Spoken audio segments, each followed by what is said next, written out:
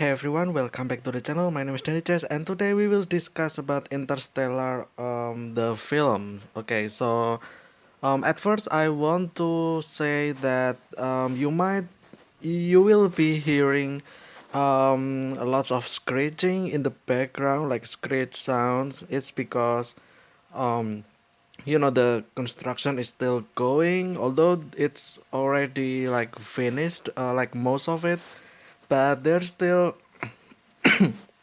excuse me. I think they are kind of working on the interior, like the flooring, right? So they need to like adjust some kind of ceramics for the floor, the ceramic tiles, and there it will need lots of cuttings, right? Like for the corners, for the edge of the room, like the floor, the ceramic tiles need to adjust to that, right? Therefore the cutting and the screech sounds in the background is actually that the machine that is used to cut those tiles. So that's why you'll be hearing those in the background. Also, I have my fan turned on, just to save some electricity as well. Because the room is kind of warm during, in the middle of the day. Like as you can see in the top right corner on the screen, my time right now is 10:30 in the morning, right? And it's beginning to become very warm, and it can get hot after 12 p.m. And yeah, that's about it. And today we'll discuss about Interstellar, the film, but I kind of want to discuss it scientifically, right? This movie is in 2014, right? It was in my high school, I think. I watched it with my friends. Um, like, yeah, just watch together with my friends, and then we discussed about this. Like, it became a topic to discuss, right? Like, oh, have you watched the movie Interstellar? What do you think about the movie? Like, is it actually real? Like, is it actually what's going on, or it's just pure fictive, right? But obviously this is a movie, therefore it's supposed to be fictive, right? Science fiction. There's but then again, um, what we want to know is that is it actually what's happening, right? Is it actually based on what's actually happening in the world, right? Like, is it actually possible to have this, like there's some kind of wormhole, and then someone just put a wormhole near Saturn, and like, and then take it away, right? That sounds like it's impossible, right? But yeah, we'll see if it's actually happening. um we'll check in Wikipedia, just like usual, our good old friend Wikipedia. Just because it's just like a summary basically, right? And I think I saw something in the here, like this one, scientific accuracy. So, I hope this section over here kinda answer what we're asking, right? About the accuracy of the movie, scientifically, um, based on our real world right now, right? Like, is there anything similar happening, or it's just pure fiction that is impossible, right, in our world? But yeah, Interstellar itself is in 2014, produced by Christopher Nolan. He is quite famous for his like movies and stuff, right? And not only movies, but also like the book itself, right? And then there's Matthew McConaughey, Anne Hathaway, Jessica Chastain. These ones I know. Well, I guess I know all of this, but Jessica Chastain, I know from other movie as well. I think it was from the X-Men movie as well. I think the Dark Phoenix, if I remember correctly. Um, then Bill Irwin, Alan Bernstein, and then Matt Damon, our favorite actor, right? Matt Damon named Matt. Well, I don't think he's named Matt, but whatever. And Michael Caine. Set in a dystopian future where humanity is struggling to survive, the film follows a group of astronauts who travel through a wormhole near Saturn in search of a new home for mankind. Okay, so let's go to the plot. In this discussion, we'll just go to the plot and then the scientific accuracy itself because reading all of this will take lots of time, right? And we're kinda timed over here. But yeah, let's just start, I guess. The plot in itself in 2067. Don't know why it's 67, but whatever. Crop blights and dust storms threaten humanity's survival. Well, I guess it's like 50 years from then, right? Which is still 64, but yeah, the additional 3 years, why not, right? Um, Cooper, widowed engineer and former NASA pilot turned farmer, lives with his father-in-law, teen son, and Murph. After that storm, patterns appear on Murph's floor, right? Bedroom floor. Yeah, like we saw in the movie, there's like some kind of pattern, right? Like someone is basically trying to communicate with them, right? And then we know in the future that it's Cooper himself, right? Try to reach out Murph and his himself, I think, in the past as well, right? But at this timeline, the Cooper is not uh, Cooper is not excuse me one second. In this timeline, Cooper is not, like he's kind of ignorant, right? Like he thought that all these phenomenons are just like some kind of coincidence, like it means nothing, right? And he didn't try to like solve what's this ghost is, quote unquote ghost um try to do, right? Try to say. But yeah, but Morph believed that there's something going on over here, right? um and she tried to solve it, and I think she managed to solve it. And it yeah, it led to some kind of nice facility, right? And then it's um Professor Brand, and then that's like the professor, right? And then people in there in the NASA facility basically like they they thought that it's impossible, right? For anyone who know where they are, um, because it's like a secret facility, right?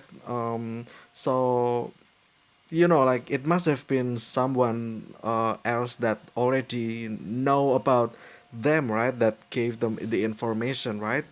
And like in this I in this scenario itself, I think they kind of know that basically probably someone already did this, right? Like it's supposed to happen, like it's a predestined scenario, right? um but yeah, they found that like this extraterrestrial being placed a wormhole near Saturn, right? But like, is it actually possible to just place wormhole, right? Like, let's put wormhole over here, like poop, and it appears, and then let's take it away, and then it disappears, right? Like, is it actually that easy, right? Like, I don't think this is actually true. I think this is just for movie plot and science fiction, and it's not based on like actual science, right? At least that we know as for now, right? Like, I don't think it's possible to do that, but yeah. And apparently it creates a path to distant galaxy, right? With 12 potential habitable worlds near supermassive black hole named Gargantua, right? And then they eventually went there with Cooper, and then Cooper said goodbye to Murphy. I mean Morph, not Murphy. Is it Murphy or Morph? I think it's Morph, but yeah, whatever. And then uh Okay, yeah, okay. So this one, they kinda after traversing the wormhole, the crew reaches Miller's planet, right? Time is severely dilated, and then every hour equals 7 Earth years, right? So here it's actually a cool thing as well. We will see, we would see in the movie that eventually Morph will slowly age and catch up to Cooper's age, right? And then at some point their ages are technically the same, scientifically the same, but can even transcend, right? Like in the end, the Morph's age is actually older than Cooper, right? Because of the time dilation. And yeah, I think this is based on real science, like the time dilation. I think this is, this is a normal thing, right? Like this is actually true. So yeah, this one is, I don't think this one is fictive, but it's quite interesting, like if you live near black hole, basically you will basically you will witness the destruction kinda, like the destruction of, or the end of species in some other places, right? Like like just being 60 years on like on the planet itself near the black hole, that's like for one generation, right? Like, and then think of 10 generation, and then just time that to like 40 times 10, then it's like about 400 years, and then in earth's year that's like 400 times 7, right? So like 10 generation in these planets near black hole, and it's already been almost 3,000 years on earth, right? And that's like, I don't know, lots of generations have passed, right? Like that's basically 3 centuries, right? Well, not centuries, 3 millennials, right? But yeah, and then the water planet is apparently not habitable because of the tidal wave that occurs every few hours, I think. So it's not gonna happen, right? And then the second one, there is the man's planet, right? Um, and then yeah, there's just a lot of stuff happening as well on Earth, and then and then they found out that apparently um, the Professor Brand's idea was not to actually take them back to Earth. um, like their mission is actually a one-way mission, and it's supposed to be them trying to save humanity, right, by leaving Earth, meaning that they kinda have to agree that that Earth will be destroyed, right? Humankind in Earth will extinct, but not for them since they are in space, right? And they will inhabit in new planet, and then they will basically have lots of like like already stored population, right? And then they just grow them basically into new batch of humans, right? But yeah, it's kind of interesting, to watch this twist. And then we know that Dr. Man, yeah, this one is name is Man, right? Which is played by Matt Damon. Makes sense. Matt now become Mann. Yeah. And then it turns out that he actually kind of only want to save himself, basically. Like he know that the planet is inhabitable, and then try to go back to Earth, right? But he he couldn't, because their mission was not supposed to go back to Earth, right? But yeah, he was kind of screwed, basically. Like only himself in that inhabitable planet, like uh and then he turned evil, right? He wanted to hijack Cooper's spaceship, and then use it somewhere, like probably went back home, right? And yeah, and in the end, like man's actually succeeded doing that, but unfortunately, the spaceship was kinda not set up correctly into the endurance, I think, and um, it basically died, right, because of the uh, because of its like he didn't know what's going on, right? And then the ship just explodes, and then yeah, that's about it. And then there is the final. I think there is another planet still, which is the um Bran. I think yeah, Bran. Wait. So the woman's name is Bran. Then what about Professor Bran? Um, by earlier I said Professor Brand, but I meant to say the old professor, not not Anne Hathaway. Um, Dr. Amelia Brand. What's the professor again? Oh, okay. So it's still Professor Brand. Okay, so it's just their names the same, right? Amelia Brand. Okay, so yeah, it's the family name. Okay, kind of confused there, but yeah, there's still another planet um, that still need to be explored, but they don't have time, right? So they kind of split up, Cooper and Brand, right? Uh, it was Cooper's plan to surprise plan basically, to separate with Bran, so that Bran can go to her planet, and then Cooper just sacrificed himself into the black hole, right? And then basically it's like a suicide mission, right? Like they don't know what's going on with the black hole, they don't know what's the natural characteristic of black hole. um but yeah, and then it's definitely very far different from what we understand, right? Like if you get too close to black hole, then you just instantly die, right? But then that's like what we were taught, right? Like what we learned.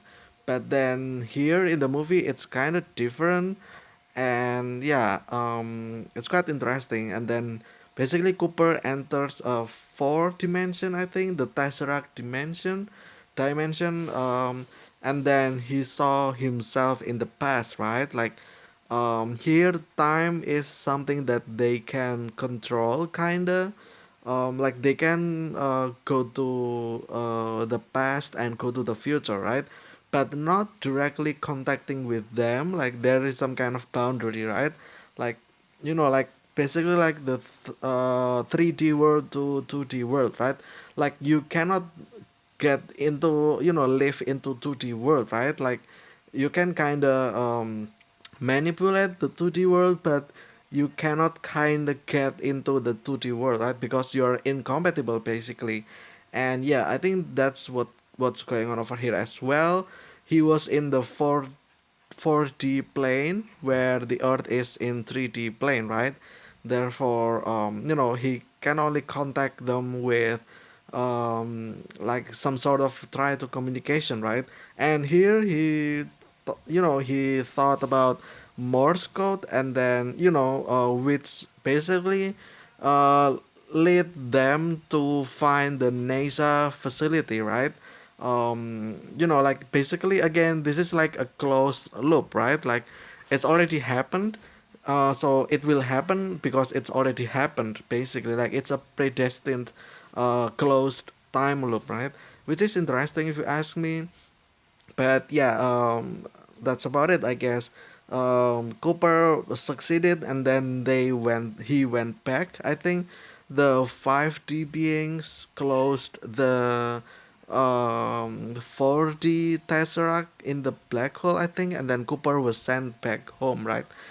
In the Saturn, go back to where the wormhole was first placed, and the movie ends. I think they succeeded. They managed to bring the remaining people into the space, and then Cooper met with his um, child, I think Morph, right?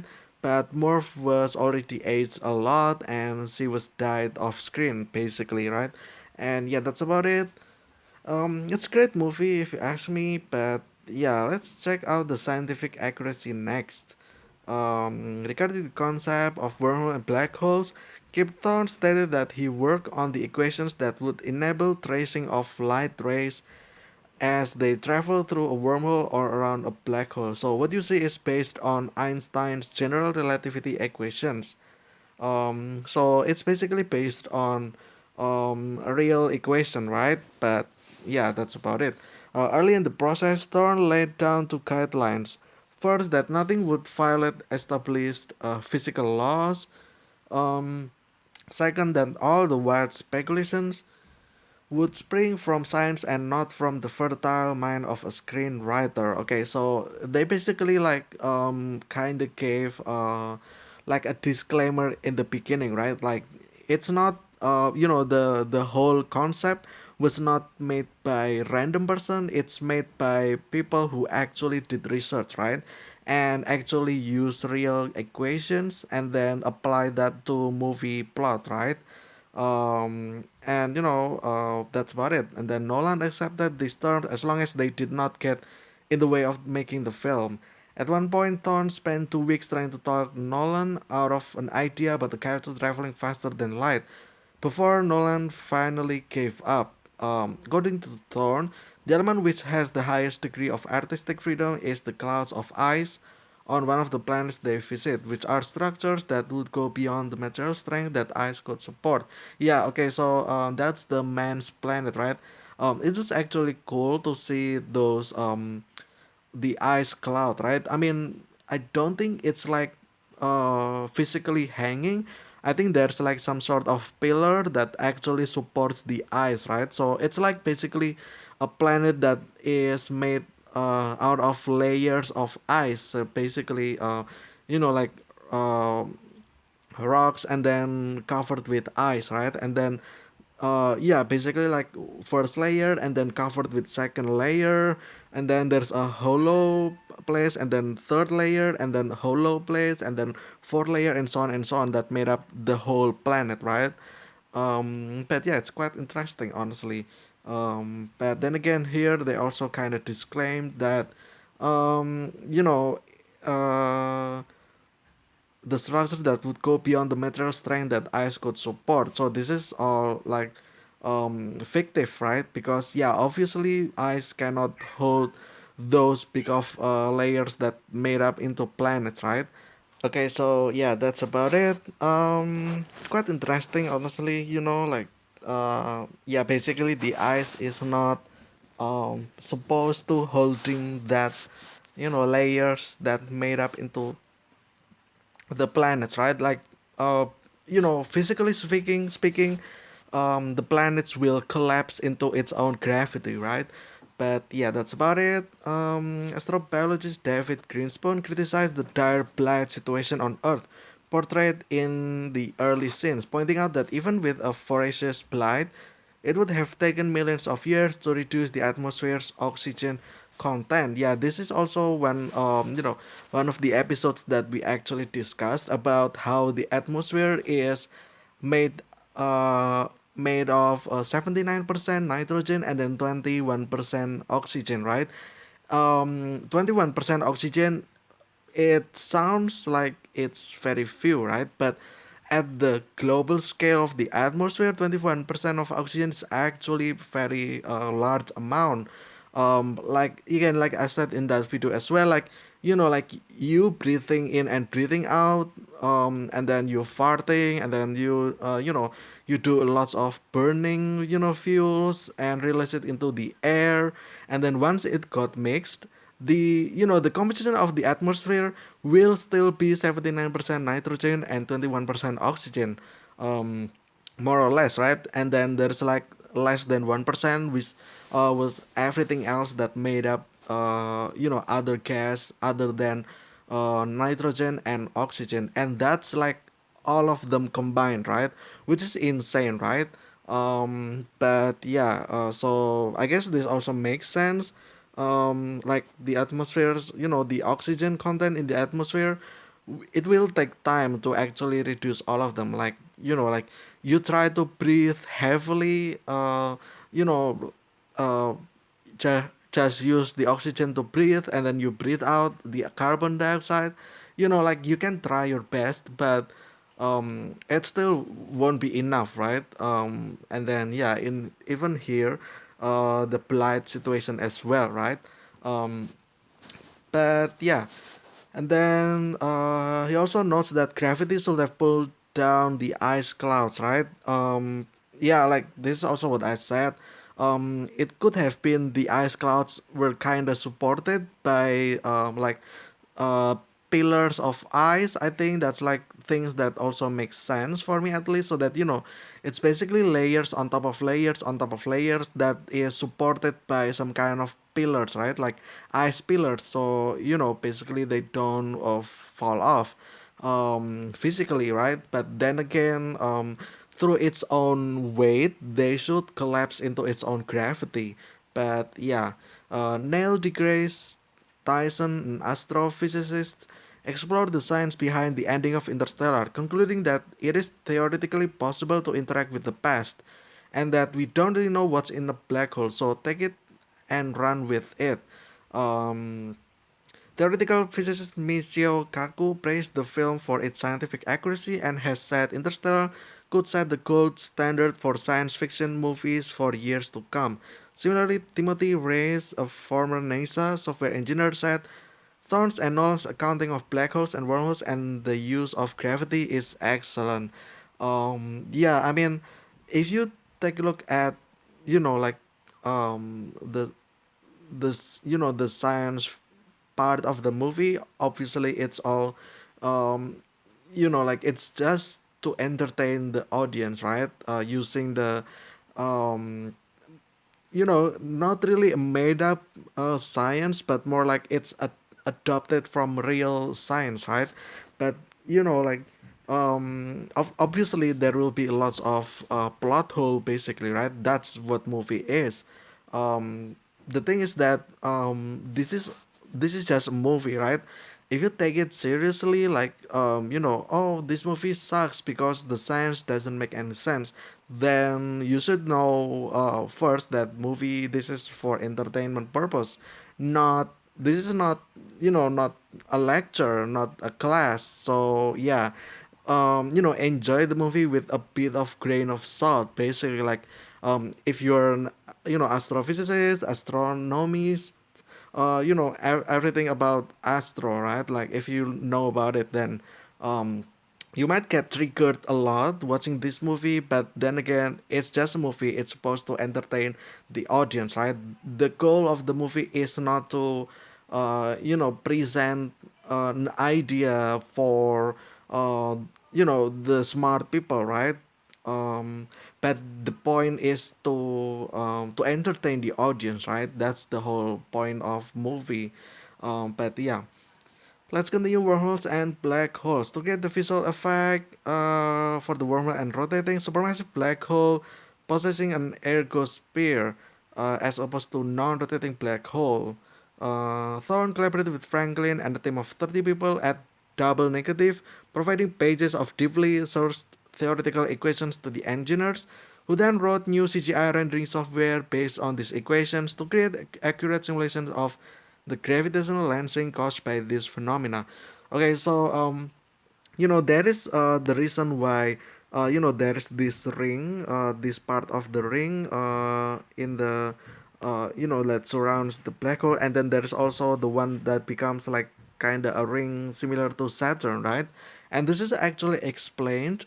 Um, if I remember correctly, like few months ago, I think the channel Veritasium um, kind of explained about these phenomena as to how the ring surrounding the black hole was formed.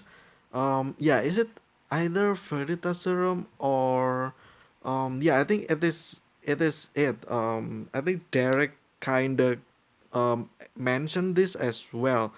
Wait, actually, I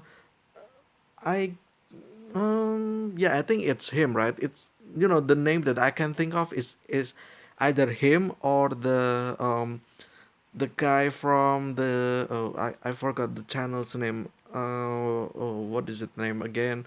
Um, it's the guy that likes to recreate stuff in 2D models so that we can kind of know what it's about. But I think it's Veritas Serum. So yeah, whatever.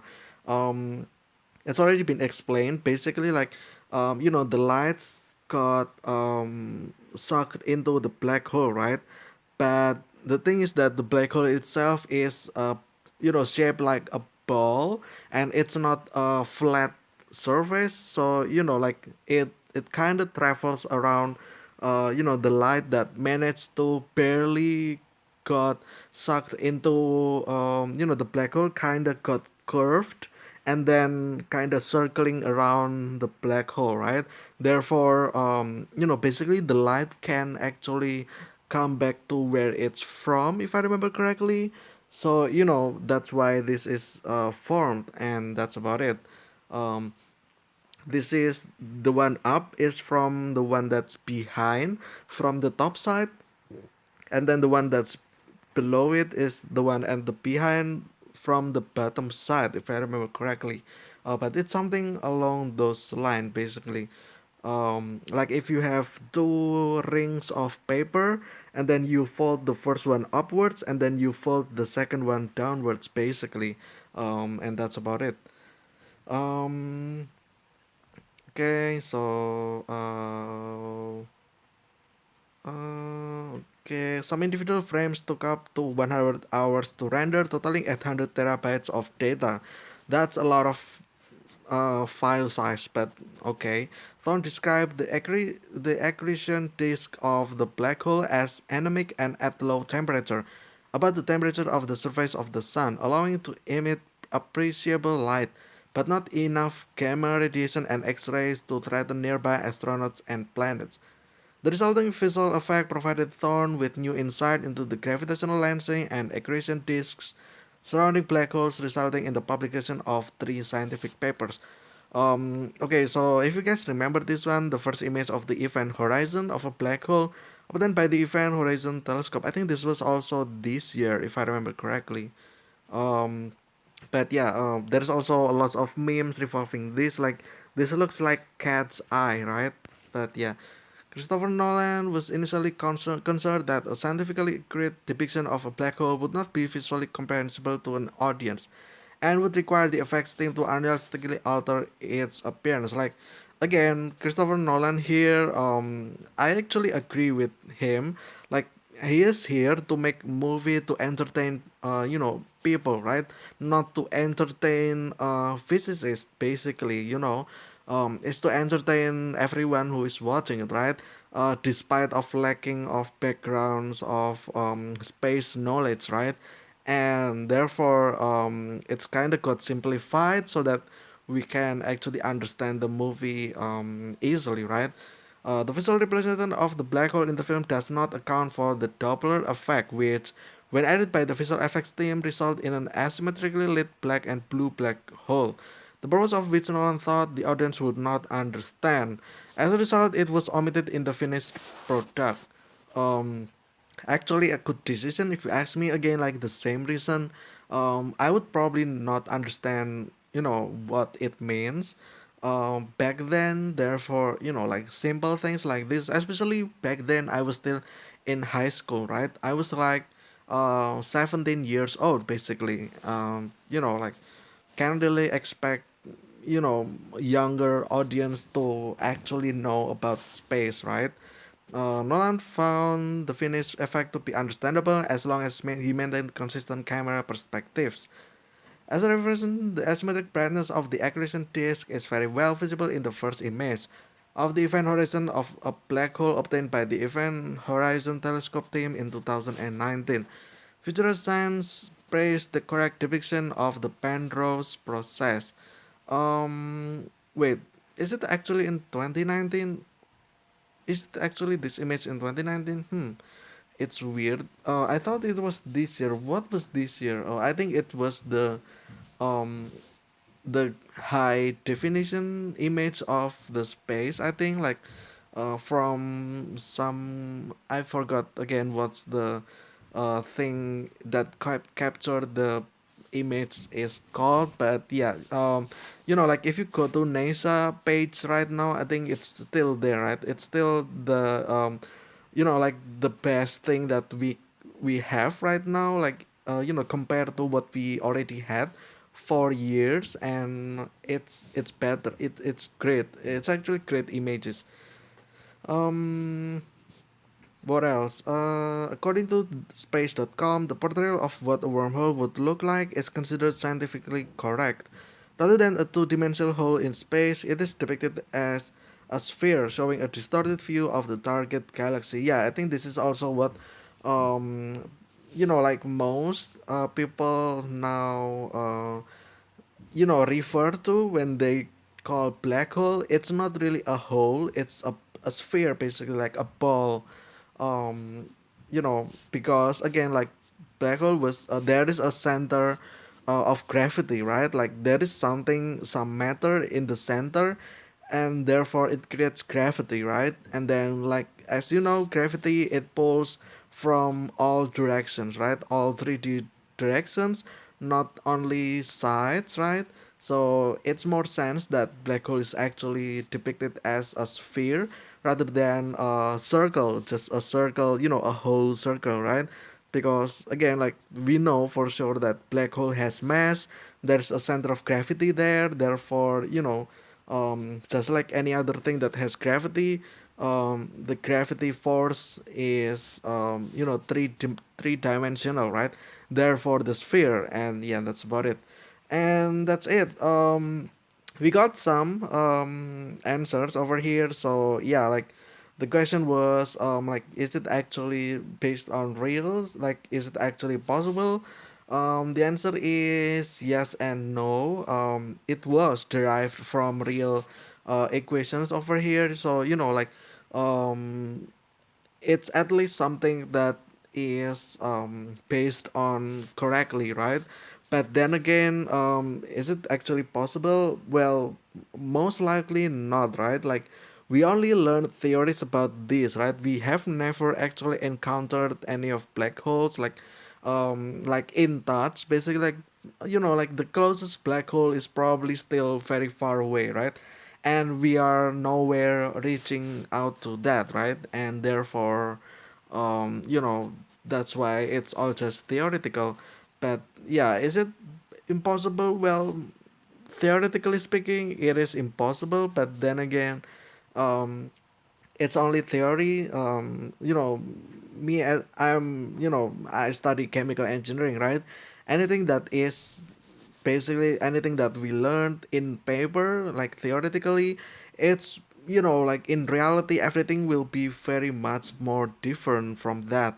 And, like we actually need to know what's real first, as comparison, right? And here in space, we will never be able to actually physically visit any of this directly, right? We can only see it from far away, therefore we can only make assumption, right? And then that become our base theory. We never know the reality, right? We never go there in the first place, therefore we are limited to the knowledge, right? But yeah, that's about it, I guess. Yeah, sure, some of this is true, some of these are not.